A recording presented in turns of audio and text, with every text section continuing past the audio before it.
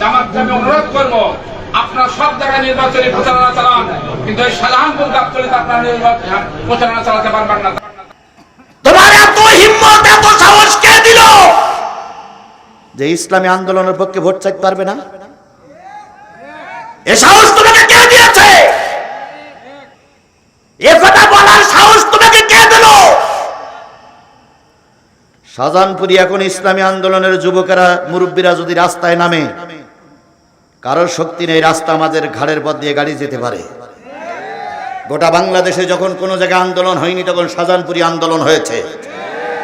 গোটা বাংলাদেশ আমি পার হতে পেরেছি মাহফিলের সবাই। শেরপুর আর শাহজাহানপুর পার হতে পারতাম না। ফটকে ব্রিজে আসলেই মোটরসাইকেল বন্ধ। ওখানে কোথায় যে থাকতো আল্লাহর বান্দারা আল্লাহই ভালো জানে। আসলেই চারিদিক থেকে এসে ধরে ফেলতো। আমি যখন হেলমেট খুলে বলতাম জিহাদি, কয় হুজুর এই পাশে যান, ও পাশে গেলে আর এক দল ধরবে। গোটা বাংলাদেশ যখন অচল করা যায়নি, তখন শাহজাহানপুর আর শেরপুর দুইটা থানায় আমার যুবকেরা দখল করে রেখেছিল। সেই থানার বুকে বসে তোমার এত হিম্মত, এত সাহস কে দিল যে ইসলামী আন্দোলনের পক্ষে ভোট চাইতে পারবে না? এ সাহস তোমাকে কে দিয়েছে? আমরা ছিলাম, আমরাই আছি, আগামীতে আমরাই থাকবো ইনশাআল্লাহ, ইনশাআল্লাহ, ইনশাআল্লাহ। তবে আমরা আপনাদের শত্রু মনে করি না, আমরা আপনাদের বন্ধু মনে করি। একই সঙ্গে জেল খেটেছি, তোমার ডাইন হাত আর আমার বাম হাত একসঙ্গে হাত করা পড়েছি, একই সঙ্গে জেলখানার ভাতম খেয়েছি, একই সময় পুলিশের গাড়িতে আমরা একসঙ্গে চলে গিয়েছি। তুমি আমার বন্ধু, তুমি আমার শত্রু না। কিছু কিছু হুজুররা বলতো সাইদি সাহেব দোষী, না তোমার জেলে গেল কেন? তাই বলতো না? তাই বলতো না সাইদি সাহেব দোষী, নতুবা জেলে গেল কেন? আজকে আপনি বলেন তো, আল্লাহ রসুল জেল খেটেছে? তাহলে আল্লাহ রসুল দোষী ছিল, নতুবা রসুল জেলে গেল কেন? আপনি যদি আওয়ামী লীগের লোক হয়ে বলেন জামাতের লোকেরা দোষী তাই জেল খাটে, এবার আমি পাল্টা প্রশ্ন করি, আপনারা যদি নির্দোষ হন, মুজিবের জীবনে প্রত্যেকটা সবাই জেলে কাটালো কেন?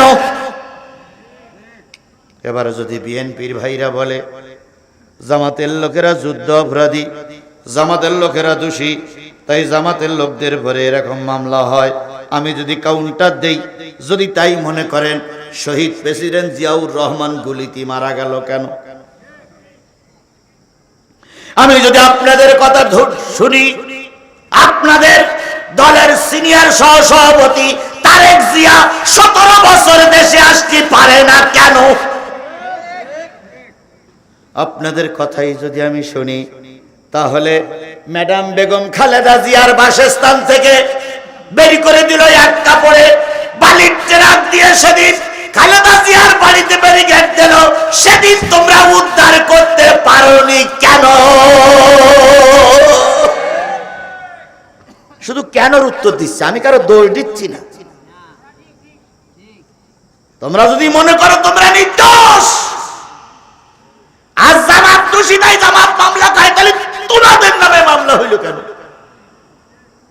সুতরাং দোষী না দোষীরা পরের কথা, হকের পক্ষে থাকলে অনেক সময় মামলা হতে পারে। আজকে আপনারা আমাদের বলতেছেন জামাত ইসলামের কোন লোক যেন ভোট না চায়, আপনারা বলতেছেন জামাত ইসলামের লোক প্রচার করতে পারবে না, কারণ তারা হলো রাজাকারের দল। কে এই কথা বলতেছে না? অনেকে।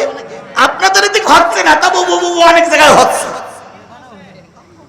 আমি তাদের উদ্দেশ্য, তারা যারা আমার মাইক শুনতেছেন, অনেক দূর আছে তো, বসে তো শুনতেছেন, আর আপনারা তো আমার ভাষা গুনতেছেন যে এই হুজুর কি বলে গেছে, কালকে ভাষা গুনবে, ভাষা গুনে গুনে বড় করবা, সেই ভাষা দিয়ে আমরা জান্নাতে চলে যাব, যত বড় ভাষা গুনতি থাকো। আমার এলাকার কথা বলতেছি, ইউনিয়নের যিনি নেতা হয় জামাতের, তাকে বলা হয় ইউনিয়নের আমির, আর ইউনিয়নের যিনি নেতা হয় বিএনপির, তারে বলা হয় বিএনপি সভাপতি।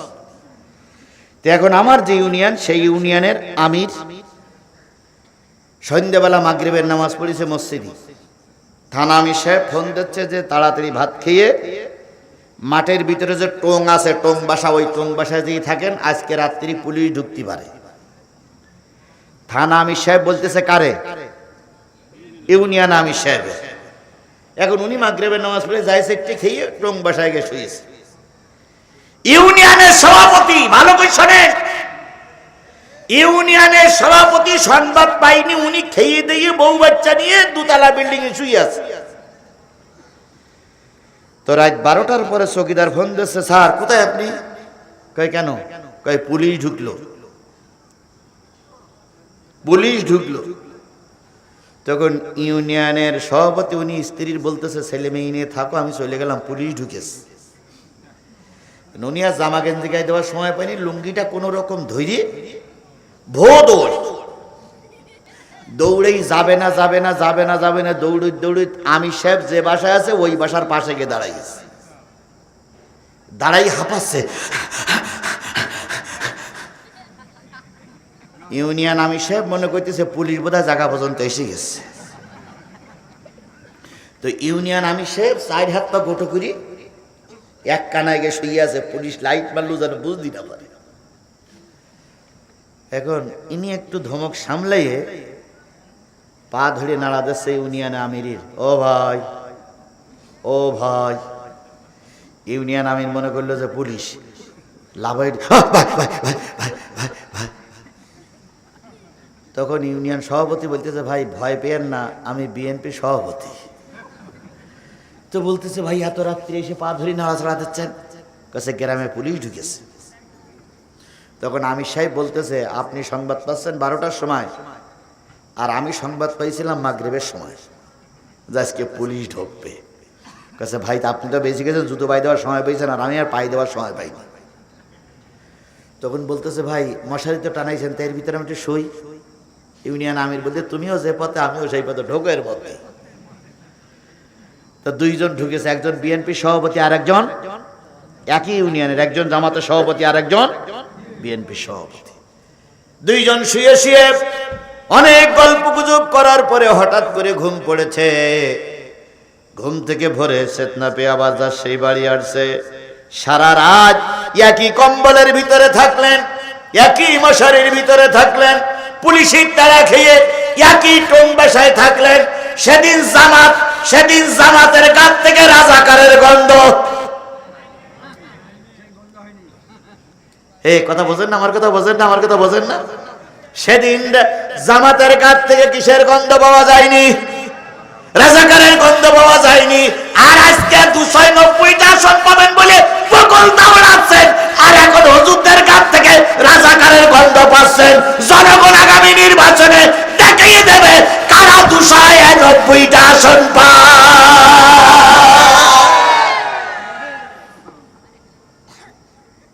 বাকবাকুম করার দরকার নেই, আমার সঙ্গে গাড়িতে চলে একটু ঘুরে আসি সমস্ত দেশ, সমস্ত দেশ ঘুরে আসি। কাদের ফিল ভালো আমার সঙ্গে ঘোরা বোঝা যাবে। আগামীকাল আমার দিনাজপুর মাহফিল, চলো বন্ধু দিনাজপুরিতে ঘুরে আসি, সেখানে যেয়ে দেখে আসি যে কার ফিল ভালো। এক জায়গায় বসে বাকবাকুম করতে চাও, তাই না?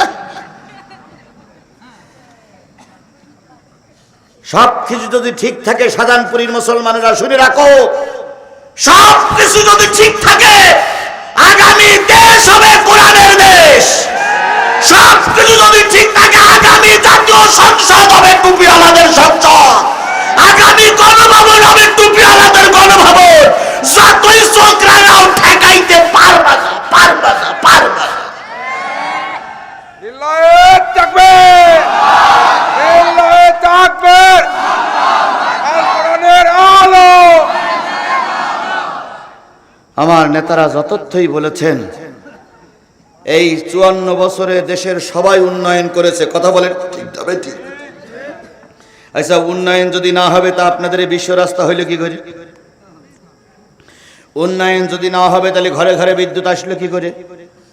উন্নয়ন যদি না হবে জাতীয় সংসদের অবকাঠামো এত ভালো হলে কি করে? উন্নয়ন সবাই করেছে, কিন্তু আমরা একটা বারের জন্য কোরআনওয়ালাদের হাতে দিয়ে একটু উন্নয়ন দেখতে চাই। আমরা কারো শত্রু নয়, সবাই আমাদের বন্ধু। কথা বলেন ঠিক না বে ঠিক? তাহলে বন্ধুর কাজ কি? বন্ধুর জবাই করে না, বন্ধুর কাজ বন্ধুর এগিয়ে দেওয়া।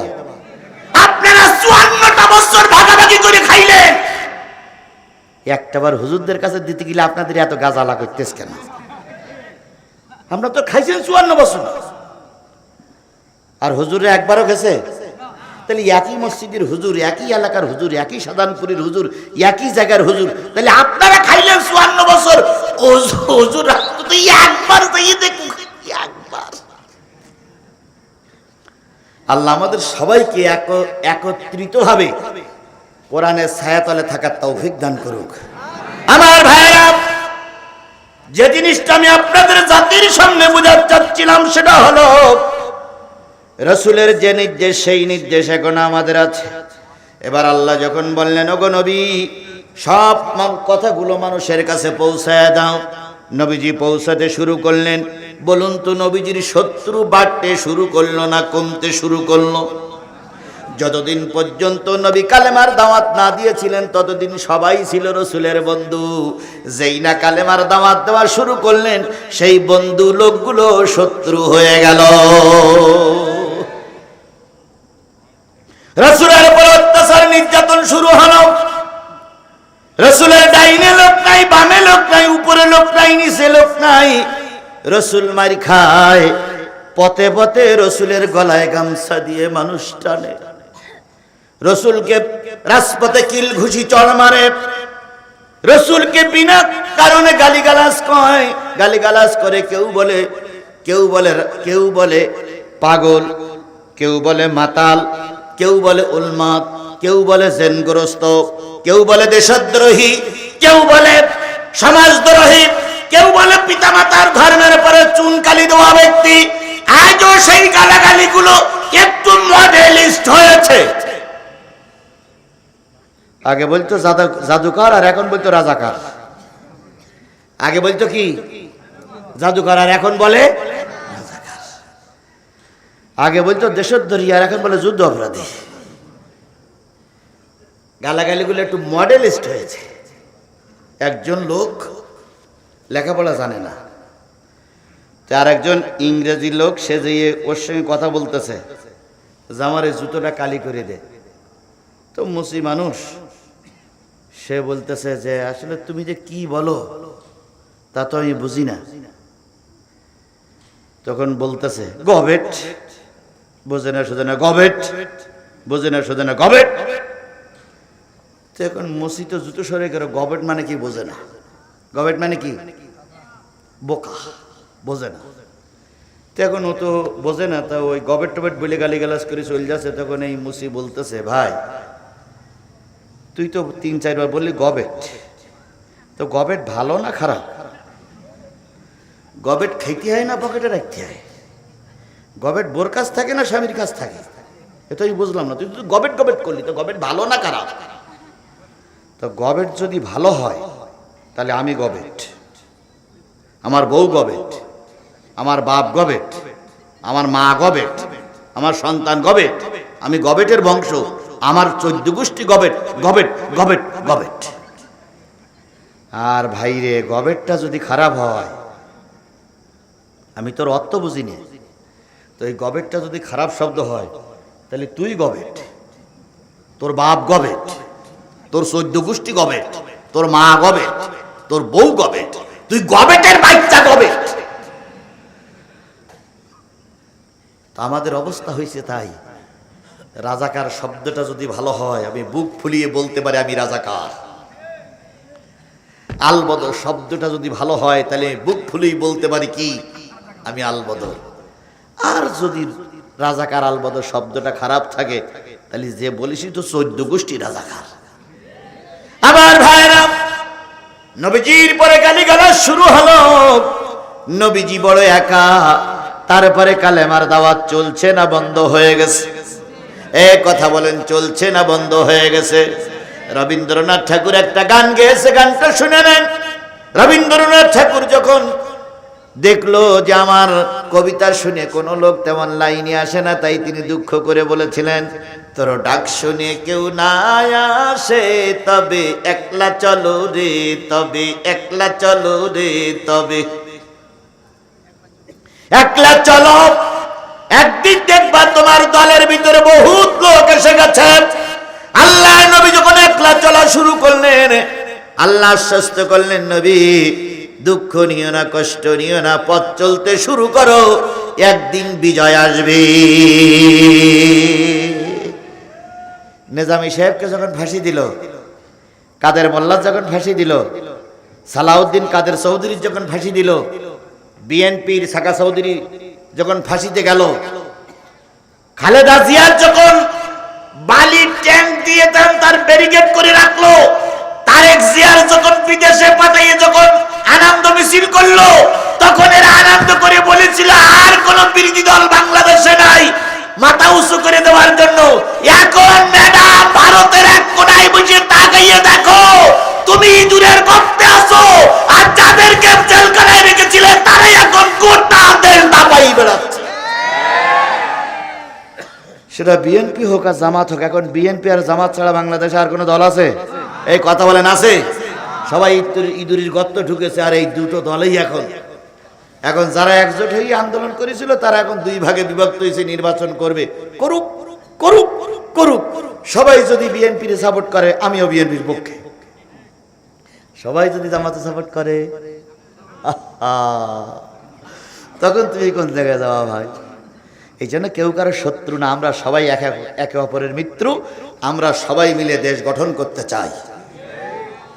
বাংলাদেশের জামাতের আমির, আমি আগেই বলেছি, আমি বলে জামাত ইসলামে করি না, জামাত ইসলামের পক্ষে বলছি না। জামাত ইসলামের আমির বলেছে গতকালকের একটা ভাষণে, গত পরশুদিন একটা ভাষণে বলেছে যে বিএনপি বলতেছে যে আমরা যদি সরকার গঠন করি তাহলে জামাত ইসলামের বাদ দিয়ে সরকার গঠন করব। বিএনপির বক্তব্য।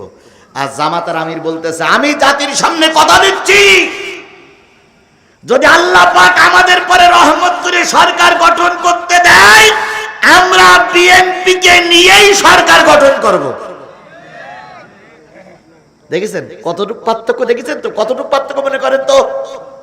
ওরা বলতেছে জামাত ছাড়াই সরকার গঠন করবার, এরা বলতেছে বিএনপি কে নিয়েই সরকার গঠন করব। এই হলো পার্থক্য। সুতরাং আপনি আমি এই পার্থক্যটা ভুলে যাই। এই আসনে আপনি যে আসনে প্রতিদ্বন্দ্বিতা করছেন, এই আসনে যদি আল্লাহ কোরআন ওয়ালারে বিজয় দেয়, আমরা সবাই খুশি মনে গলায় মালা পরিয়ে দিয়ে নিয়ে আসবো। যদি এখানে কোরআন ওয়ালা বিজয় অর্জন করতে না পেরে আরেকজন বিজয় অর্জন করে, আমরা তাকে সাধুবাদ জানাবো, কিন্তু তার বিরোধিতা করার অধিকার আমাদের নয়। সবকিছু দায়িত্ব কার উপরে ছেড়ে দিয়েছি? এটা আমি বলতে পারি, আপনি বলতে পারেন না কেন? এটা আমি বলতে পারি, আপনার মুখ দিয়ে বাইর হয় না কেন? আপনি বলতে পারবেন না আপনি কাপুরুষ, আপনি বলতে পারবেন না আপনি দেশদ্রোহী, আপনি বলতে পারবেন না আপনি সন্ত্রাসী, আপনি বলতে পারবেন না আপনি জঙ্গি। দেশের পরে আপনার মহব্বত নাই, তাই আপনি কথা বলতে পারেন না। আর আমি দেশকে আমার জীবনের চাইতে ভালোবাসি, এই জন্য আমি এই কথাটা বলতে পারি। কেন আপনি বলতে পারেন না? আসুন আমরা সবাই মিলে দেশ গড়ি। দেশ সবার আগে দেশ। কথা বলেন কথা বলেন কথা বলেন, সবার আগে দেশ। ভাই এখনো দুই একজন দাঁড়িয়ে আছেন, বসন হয়ে গেছে, আমি তো নির্ধারিত সময় ছেড়ে দেবো। আমার ভাই আপনি স্টেজে আসেন, এখানে আসেন, ওখানে দাঁড়িয়েছেন এখানে আসেন, আল্লাহ আপনার সম্মান বাড়াই দিক। এই ছেলেরা বসো, আল্লাহ কবুল করুন। আমার ভাইরা, যে জিনিসটা বোঝাচ্ছিলাম, রসুল বলে লেখা ধর্মের দাওয়াত দিয়ে পারে না। যখন তিনি কষ্ট পাচ্ছেন, ঠিক সেই সময় আল্লাহ বললেন, নবী টেনশন করো না, কষ্ট পেও না, আমি তোমার দলে দুইজন বাগা বাগা নেতা ঢুকাইয়ে দিচ্ছি। কয়জন বাগা বাগা নেতা? হযরত ওমর আসলেন নবীকে হত্যা করার জন্য। ইতিহাস আপনাদের জানা আছে। নবী ওমর আসলেন নবীকে হত্যা করার জন্য। এসেই নবীকে হত্যা না করে সে কালেমা পড়ে মুসলমান হয়ে গেল। বলুন তো ওমর বাগা নেতাদের ভিতরে একজন আছে না নাই? তারপরও এখনো ইসলাম প্রচার করার মতন পরিবেশ হয়নি। আবু জেহেল চিন্তা করল, রসুলের দলে যখন লোক বেশি হয়ে যাচ্ছে, এখন তার ছাড় দেওয়া যাবে না, এবার রসুলকে দুনিয়ার থেকে সরাই দিতে হবে। আজকে আমাদের আবু জাহেলের উত্তরসূরি পূর্বসূরি ভাইরা যখনই ঢাকা বিশ্ববিদ্যালয়ে ইসলামের পতাকা উড়েছে, যখন জাহাঙ্গীরনগর বিশ্ববিদ্যালয়ে ইসলামের পতাকা উড়েছে, যখন জাহাঙ্গীরনগর বিশ্ববিদ্যালয়ে ইসলামের পতাকা উড়েছে, চট্টগ্রাম রাজশাহীতে ইসলামের পতাকা উড়েছে, এরাও আবু জাহেলের মতন খেপে গেছে। এদেরও ধারণা এবার ইসলাম বিজয় অর্জন করবে।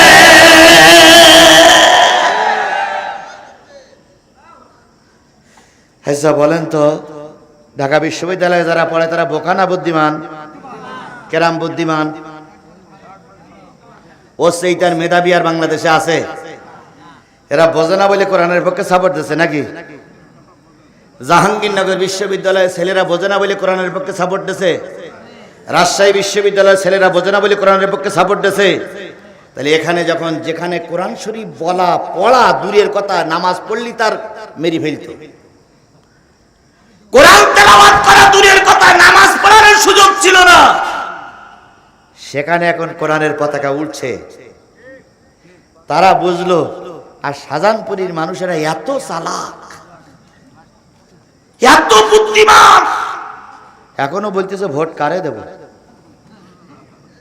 এখনো বলতেছে কারে পিছনে দৌড়বো, এখনো বলতেছে কাজ সাপোর্ট করব। ঢাকা বিশ্ববিদ্যালয়ের মেধাবী ছাত্ররা যারা আগামী দিনের দেশ পরিচালনার কাণ্ডারি, ঢাকা বিশ্ববিদ্যালয় থেকে বড় বড় নেতা বেরিয়ে আসে, কথা বলেন কথা বলেন কথা বলেন। কাদের মোল্লা ছিল ঢাকা বিশ্ববিদ্যালয়ের ছাত্র, ফখরুল সাহেব ঢাকা বিশ্ববিদ্যালয়ের ছাত্র, বড় বড় নেতাগুলো ঢাকা বিশ্ববিদ্যালয়ের ছাত্র। বিশ্ববিদ্যালয়ে না পড়ে নেতৃত্ব দেওয়া যায় না। সেই বিশ্ববিদ্যালয়ের মেধাবী ছাত্ররা টার্গেট দিয়েছে আগামী দেশ হবে কোরআনের দেশ। আর শাহজাহানপুরীর এই ভ্যান চালকেরা, শাহজাহানপুরীর এই রিক্সা চালকেরা, শাহজাহানপুরীর এই খেটে কামেরে কাজ করা লোকেরা, শাহজাহানপুরীর সাধারণ লোক এখনো বলতেছে ভোট কার দেবো।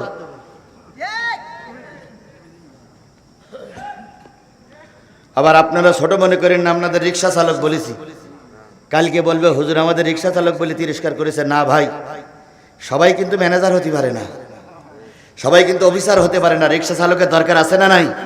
আপনি যদি আলু রোপণ না করেন তাহলে সারা দেশের লোক আলু খাইতে পারবে না।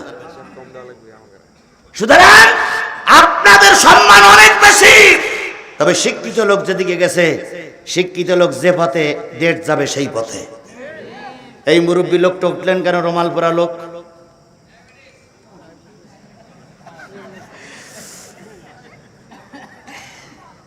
ও ভাই, আমি কি আর খানিকক্ষণ চালাবো না বন্ধ করে দেব? চলবে চলবে। তাহলে পাশের থেকে একটা লোক যেন না ওঠে, একটা লোক যেন না ওঠে, কোনো লোক উঠবে না। যেটা উঠবে সেটা জোর করে ধরবেন, আস্তে করে বসেই রাখবেন। যদি বলেন আমার হিসু গেছে, হিসু বলবেন হিসু কেনই ঝাড়, আর নয় তো আধা ঘন্টা সময় চুপ করে বসে থাক। আল্লাহ আমাদের সবাইকে কবুল করুক। ভাই ওটা চলা করবেন না দয়া করে, আমার আর হাতে মাত্র 20-20টা মিনিট সময় আছে, ওটা চলা করেন না দয়া করে, একটু বসুন, আমার কথাটা শেষ করতে দেন। আমার ভাইয়েরা, হয়তো তোমার মুসলমান হয়ে গেল, আবু জাহেল বাহিনী খেপে গেল। আজকেও সেই আবু জাহেলের মতন একদল লোক খেপেছে, পাগলা কুকুর হয়ে গেছে। এখন বলতেছে আমাদের পক্ষে ছাড়া বিপক্ষে কেউ কথা বললি তার জিভ কেটে নেওয়া। তোমার জিভটা ঠিক জায়গায় থাকবে কিনা এটা হিসেব রেখো, তোমার জিভটা ঠিক জায়গায় থাকবে কিনা হিসাব রেখো। আমরা একেবার উড়ে আসেনি, একথা বলার সাহস তোমাকে কে দিল? শাহজাহানপুরী এখন ইসলামী আন্দোলনের যুবকেরা মুরব্বীরা যদি রাস্তায় নামে, কারোর শক্তি নেই রাস্তা আমাদের ঘাড়ের পথ দিয়ে গাড়ি যেতে পারে। গোটা বাংলাদেশে যখন কোনো জায়গায় আন্দোলন হয়নি তখন শাহজাহানপুরী আন্দোলন হয়েছে। গোটা বাংলাদেশ আমি পার হতে পেরেছি মাহফিলের সময়। শেরপুর আর শাহজাহানপুর পার হতে পারতাম না। ফটকে ব্রিজে আসলেই মোটরসাইকেল বন্ধ। ওখানে কোথায় যে থাকতো আল্লাহর বান্দারা আল্লাহই ভালো জানে। আসলেই চারিদিক থেকে এসে ধরে ফেলতো। আমি যখন হেলমেট খুলে বলতাম জিহাদি, কয় হুজুর এই পাশে যান, ও পাশে গেলে আর এক দল ধরবে। গোটা বাংলাদেশ যখন অচল করা যায়নি তখন শাহজাহানপুর আর শেরপুর দুইটা থানায় আমার যুবকেরা দখল করে রেখেছিল। সেই থানার বুকে বসে তোমার এত হিম্মত এত সাহস কে দিল? যে ইসলামী আন্দোলনের পক্ষে ভোট চাইতে পারবে না? এ সাহস তোমাকে কে দিয়েছে? আমরা ছিলাম, আমরাই আছি, আগামীতে আমরাই থাকবো ইনশাআল্লাহ, ইনশাআল্লাহ, ইনশাআল্লাহ।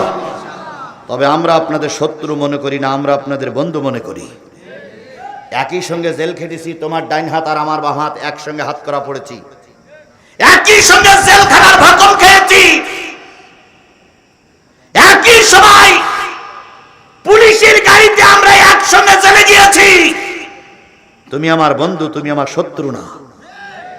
কিন্তু তুমি যদি শত্রুর ভূমিকা পালন করো, তাহলে বন্ধু আমি তো চুপ করে বসে থাকতে পারি না। ভাই ছোট্ট একটা কথা বলবো, 2 মিনিট সময় দেবেন? দেবেন? 2 মিনিট সময় দেবেন? এই 2 মিনিটের ভিতরে আমি আপনাদের পায়ে ধরে করজোড়ে অনুরোধ করছি। এই দেখেছেন আমি বলার আগে 2 সিন্দুর উঠে গেল, এই ওটা খারাপ। আমি ছোট্ট একটা অনুরোধ করবো, এই 2 মিনিটের ভিতরে কোনো লোক উঠতে পারবেন না। তারপর আপনি 2 মিনিটের পরে উঠবেন, আমার দুঃখ নেই। 2 মিনিটের ভিতরে উঠতে পারবেন, এই 2 মিনিট সময় দেবেন আপনার আমার। সেটা হলো, এখানে দেখেন বারবার বলা হচ্ছে যে এই যে হাফিজি মাদ্রাসাটা, এই হাফিজি মাদ্রাসাটার উন্নয়ন কল্পে এই জায়গাটা কিনেছে, এই জায়গাটার জন্য 15 লক্ষ টাকা এখনো তারা ঋণ আছে। কমিটি এখনো 15 লক্ষ টাকার মতন ঋণ আছে। আজকের এই মাহফিল দিয়ে তারা চাইছিল কিছুটা হলে যেন ঋণ মৌসুম হয়। এখন এই ঋণ মৌকুব করার জন্য এই 15 লক্ষ টাকার ভিতরে আমার যদি 50টা টাকা থাকে, তাহলে ওনারা উপকৃত হবেন। জায়গাটা কিনে এনেছেন, জায়গাটা উপকৃত হবে, মাদ্রাসাটা চলবে। কোরআনের মাদ্রাসা টিকায় রাখার জন্য আপনার কাছে যদি 50টা টাকা দাবি করি, দেবেন ভাই? দেবেন?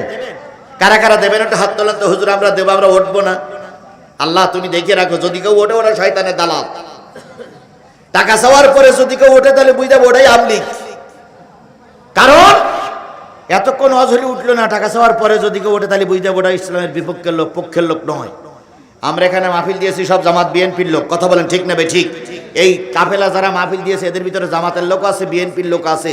সুতরাং বিএনপি জামাত ভাই ভাই, দেশের উন্নয়ন চাই। বিএনপি জামাত ভাই ভাই, দেশের উন্নয়ন চাই। বিএনপি জামাত সব ধর্মের পক্ষে, বিএনপির লোক ধর্মের পক্ষে, জামাতের লোক ধর্মের পক্ষে। আমার খালেদা জিয়া ম্যাডাম এই এলাকার মানুষ, তিনিও ধর্মের পক্ষে। তারেক জিয়া তিনিও এই বগুড়ার সন্তান, তিনিও ধর্মের পক্ষে। সুতরাং আমরা সবাই ধর্মের পক্ষে। 50টা টাকা দিয়ে মাদ্রাসা একটু সাহায্য করা যাবে ভাই? আচ্ছা 50 টাকা যদি তার কাছে না থাকে তাহলে 20 টাকা দেন, তবু মাহরুম করবেন না। এবার একটু পকেটে হাত দেন তো, আমিও হাত দিচ্ছি, আপনারা একটু হাত দেন তো, সবাই হাত দেন। আমার পকেটে যা আছে একদম সব বের করেছি, আর গাড়িতে তেল আছে, আমি যেতে পারবো, এই জন্যই 1 টাকাও রাখিনি। সবাই আছে যা আছে, তবে কম বের করিনি, বহুত বের করেছি। এই ছেলেরা আচ্ছা আপনারা কি বের করেছেন ভাই? একটু হাত উঁচু করেন তো, কারা কারা বের করেছেন? কারা কারা? ওই লোকগুলো বড় চালাক, বের করে না ভাই, চালাক। আচ্ছা ঠিক আছে, 10 টাকা, 20 টাকা, 50, 100, 200, 500, 1000, 2000, 5000, 10000, জি আমার পক্ষ থেকে দেন। এই ভাই দেন, এতক্ষণ তো দিতেছেন, দেন দেন দেন দেন, আপনি দেন, এসে দেন ভাই দেন।